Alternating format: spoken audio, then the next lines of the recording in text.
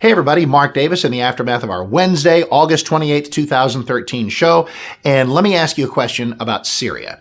If I put you in a room with 100 people who are kind of gung-ho and ready to roll and ready to do something bold about Syria, are they Republicans or are they Democrats?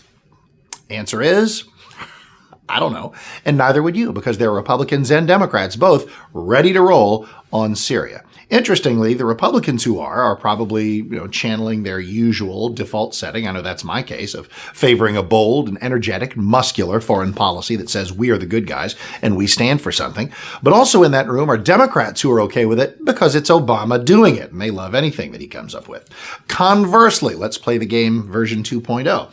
Let me put you in a room with 100 people who are absolutely skeptical. They are standoffish. They are hesitant. They do not want to do anything about Syria. It's a disaster waiting to happen. Stay out of it. Are those people Republicans or Democrats? I think you're getting my point. Well, I don't know. You'd have to ask them, because there are Democrats and Republicans on that side of the fence as well. Some of the Democrats are channeling their usual default setting of not wanting to do anything militarily around the world, not believing in America as a force for good. But in that room with them are Republicans, some of sort of the Rand Paul non-interventionist folks who say, no, this is not something that merits American military involvement. The bar is not met. Of course, for a lot of them, the bar is not met until there are foreign tanks rolling down the street where they live. So if I can walk into that fray, I'm going to kick it very old school. I have a prop. I do not have teleprompters. Lord knows that's evident. What I do have here is a chunk of a piece of paper I was scrawling on during some of this morning's calls, because people made points, and in stumbling across what struck me as clarity, I've kind of arrived at my basis for believing in some type of Syrian intervention. First is the necessity of acting.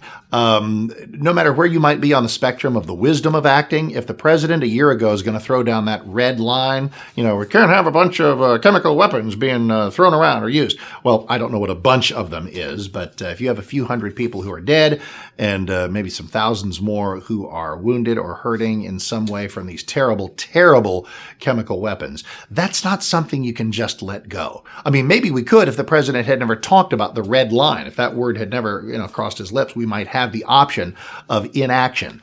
But haven't we seen how that goes? The option of inaction, the option of withdrawing, the option of leading from behind. Has that created a more stable Middle East in the Obama years? Don't think so. So I think we either are or we're not going to behave like a world leader acts. And I think that in doing something that would get congressional approval and would get us some actual Arab allies, remember those wonderful, salad days of the early Gulf War when we could actually find Arabic nations to agree with us on stuff. I think that a lot of the Arab world would be on board with us in this action against Assad. So we can get congressional approval, which I think would be certain, not unanimous to be sure for reasons I've just described, but it would indeed get congressional approval, and that would silence the critics who would say, you can't do this without congressional approval. Great.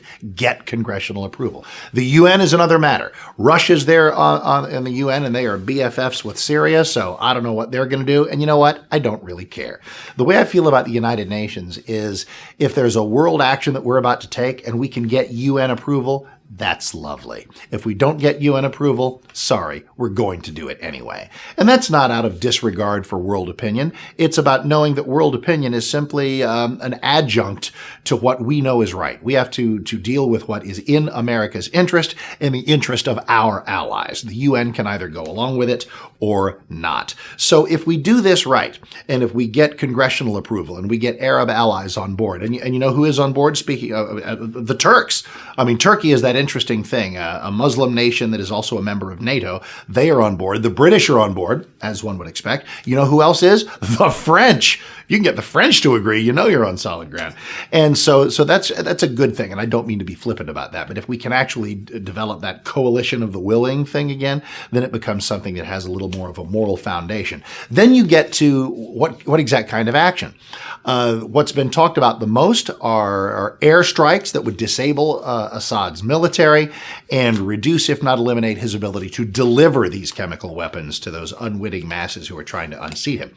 The Obama administration seems eager to say that we may do what we may do, but we're not trying to actually tilt the civil war. Really? And why not? The idea of doing this is because Assad is a bad guy. We need regime change. There's an outfit called the Free Syrian Army, or FSA. You can Wikipedia them.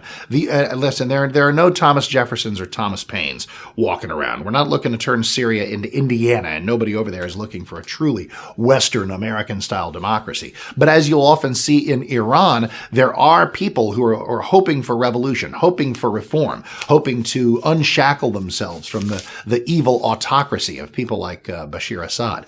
And we should back them. It is a better deal than backing the people who were there to follow up in the vacuum following the ouster of Hosni Mubarak. We knew that was going to be the Muslim Brotherhood. We knew Mohammed Morsi was a Muslim Brotherhood marionette. And we said, oh, we got to get rid of Hosni Mubarak. I remember at the time, you remember I said that. I said, really? Why exactly do we need to get rid of him?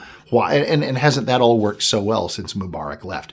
So there we are. I'd rather do something than nothing, but I don't want just any old something. And we'll see how the days unfold and track all of it right here on 660 AM The Answer, Mark Davis Show, 7 to 10. Whether you like what's going on or don't like what's going on, like what I say or driven crazy by what I say, that's why we have phone lines. So use them, call me, appreciate it. See you on the radio, 7 to 10 Central Time, or online anytime you like with podcasts right here on 660 AM, theanswer.com.